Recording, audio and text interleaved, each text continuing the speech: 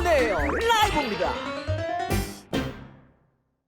네, 챔피언스리그 16강 두 번째 날 경기 데이 2 두 경기 오늘 또 말씀드리겠습니다. 전망 토트넘과 라이프치히 그리고 아탈란타와 발렌시아의 경기입니다.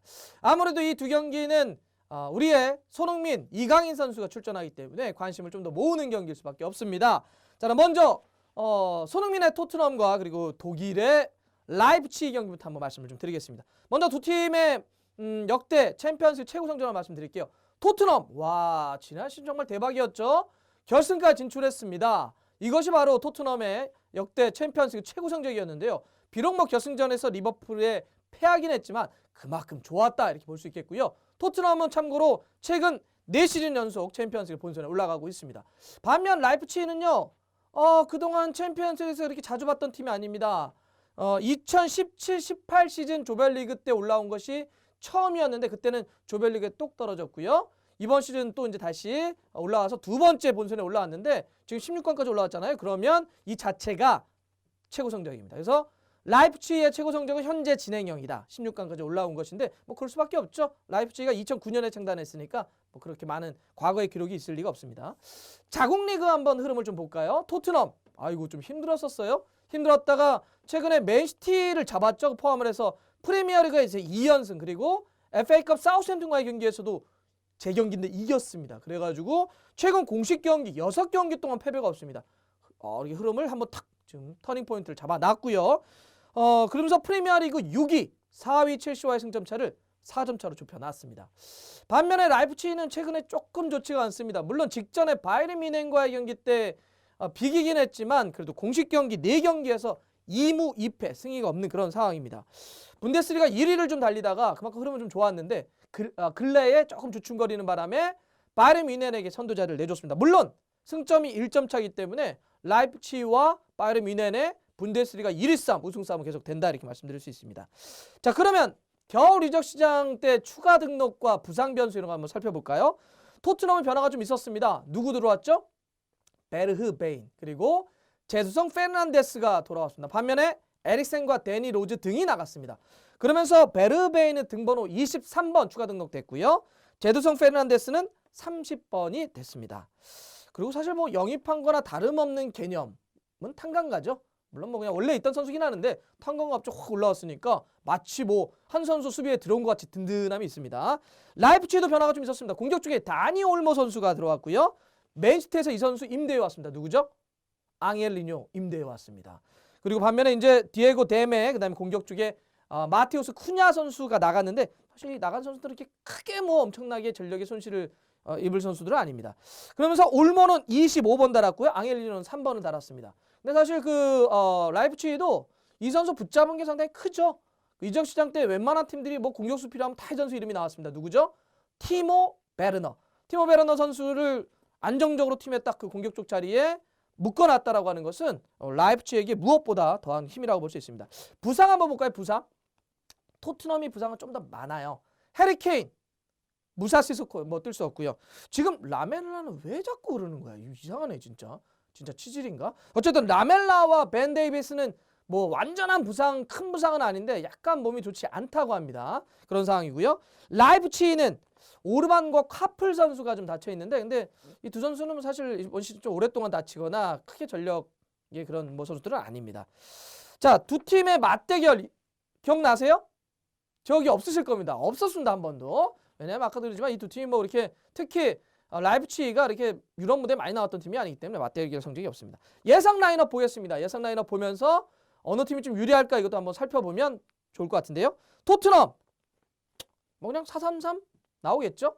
무한 스위칭에 손흥민, 베르베인, 루카스 모우라가 앞에 딱 놔둬놓고 알리를 살짝 그 밑에 둔 다음에 로셀소와 윙크스 그다음에 수비 쪽엔 탄강가 그다음에 토비, 산체스, 오리에, 요리스 뭐 크게 이렇게 우리가 뭐 빗나가지 않는 예상할 수 있는 그런 라인업이 될 것 같은데 지금 제가 봐서는 조금 변수는 라이프치히가 될 것 같아요.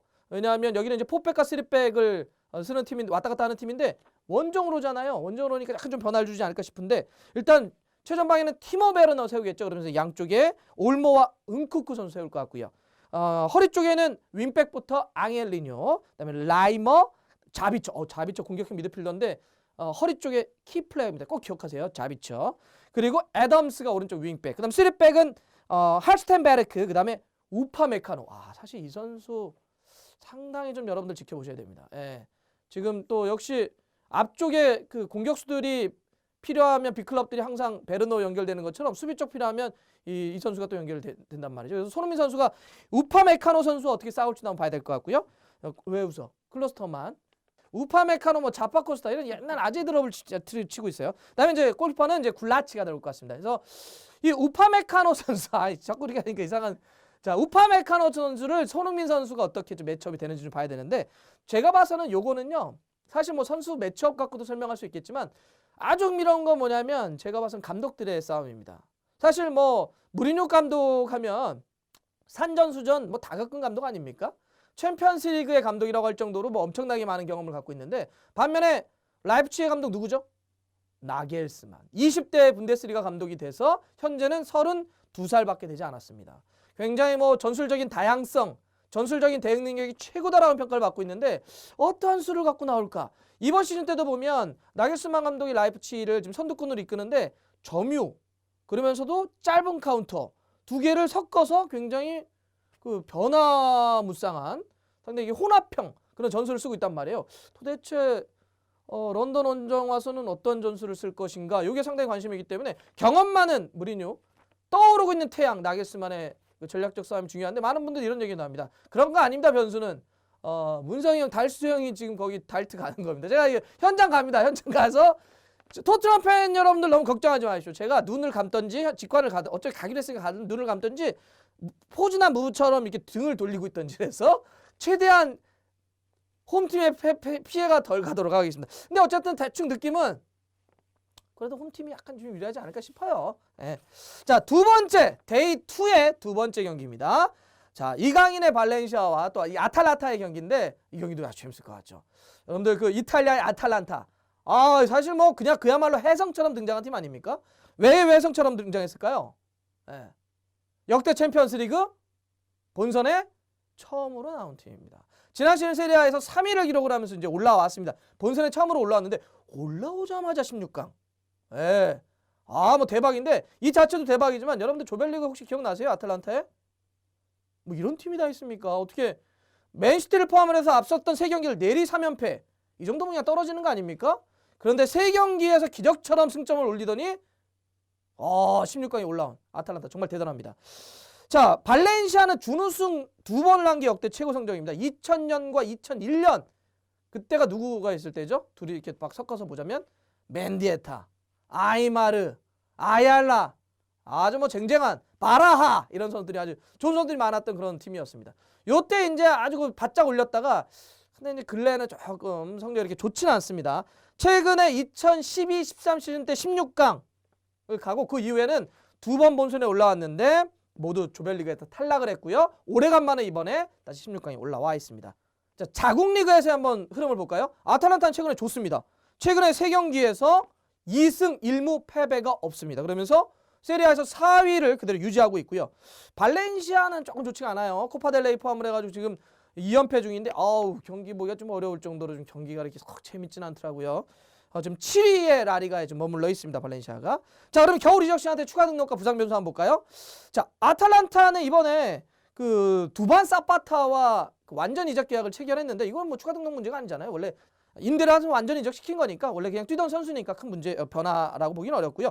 수비 쪽에 치보라를 데려와서 등번호 7번을 새롭게 부여했습니다. 발렌시아는 그 오른쪽 수비나 혹은 미드필더를 뛸 수 있는 플로렌치를 로마에서 임대해 와서 25번을 줬고요. 그다음에 센터백 누구요? 망갈라를 데려왔습니다. 망갈라를 데려와서 등번호 4번을 줬습니다. 이게 이제 왜 그러냐면 발렌시아가 여러 가지로 지금 조금 그 부상 공백이 좀 많습니다. 일단 발렌시아 보면 수비에 가라이, 그다음 피치니 이런 선수들이 부상이고요. 그다음에 가브리엘은 이번에 징계를 받아서 못 뜁니다. 그러니까 여러 가지 때문에 지금 망갈라라든지 이런 선수가 좀 중요한 상황이고 이 선수들 말고도 뭐 공격 쪽에 바에오 사이드 쪽 혹은 최전방의 가메이로 혹은 또 사이드의 체리셰프 골키퍼의 실러선 이런 선수들이 몸이 좀 좋지 않다고 해요. 그래서 못 뛸 수도 있다 이런 얘기 나오니까 발렌시아가 좀 여러 가지 좀 공백이 좀 있는 상황이다. 반면에 이제 그 아탈란타는요 부상이 없습니다. 부상이 없기 때문에 풀 전력으로 지금 나오고 있는 그런 상황입니다. 자, 그러면 역대 전적 이 두 팀이 어떻게 싸웠을까요? 없어요. 아탈란타가 처음이라니까요. 본선 올라온 게. 그러니까 두 팀이 만난 게 역시 이번 만나는 게 처음입니다. 자, 그래서 이 두 팀이 어떻게 나올까? 이게 정말 재밌을 것 같은데. 홈팀 이탈리아 아탈란타 볼까요? 3-4-1-2 여기는요. 사실 가스페리니 감독이 굉장히 유명하지 않습니까? 3백을 딱 그 시스템을 쓰는데 어떠한 전술이냐? 올 코트 맨투맨. 이거 농구 전술 아니야 근데? 그냥 막 그 경기장에 1대1 방어들을 다 시키는 3백을 쓰게 됩니다. 굉장히 수비적으로 강력한 팀을 갖고 있는데 3백의 핵심은 팔로미노라고 하는 선수입니다. 이 선수가 딱 3백의 가운데를 쓰고 양쪽에 톨로이와 짐시티 쓰게 되고 골키퍼는 이제 골론인데요. 그 위쪽에 이제 3-4-1-2 정도가 되는데 고젠스, 데룬, 프로일러, 그다음에 하터브루 선수가 쓰게 되고요. 위쪽에는 요 선수가 이제 공격을 좀 지원하는 알레한드로 고메스 선수가 플레이메이커로 이제 뛰게 되고 최전방 투톱 사파타와 일리치치가 이제 쓰게 됩니다. 그래서 전체로 굉장히 수비를 아주 강력하게 하면서도 빠른 어떤 카운터 돌파하고 마무리할 때는 사파타 선수를 좀 주목해서 보셔야 됩니다. 자, 발렌시아는 어떻게 될까요? 뭐 이것도 크게 전술적으로는 뭐 예측 가능합니다. 4-4-2를 쓰겠죠. 굉장히 컴팩트한 그런 축구를 하게 되는데 공격 수법만 볼까요? 막시 고메스, 로드리고 선수가 좀 쓸 것 같고요. 그다음에 2선 쪽에는 솔레르, 파레오, 코클랭, 페란 토레스가 쓸 것 같습니다. 이강인 선수가 선발이면 좋을 텐데 뭐 선발보다는 아무래도 파레오도 있고 그러니까 이강인 선수는 이제 교체 정도로 준비를 할 것 같습니다. 수비 쪽은 가야, 디아카비 그리고 이번에 겨울에 되면 망갈라가 쓸 것 같고 오른쪽에 바스 그다음에 이제 실라선이 약간 몸이 좋지 않은 골키퍼 쪽에는 도메네크가 쓰지 않을까 좀 예상이 좀 됩니다. 자, 그래서 이 경기는 어떻게 될까요? 이 경기 이게 지금 사실 예측하기 되게 어려운 경기인데 저는 무승부나 아탈란타의 승리를 봅니다. 그래도 약간 아탈란타가 왜 좋아해? 강인이 팬이니? 아탈란타가 좀 유리하다고 봅니다. 자, 좋아요, 구독 걸립니다. 알람 들어갔어요.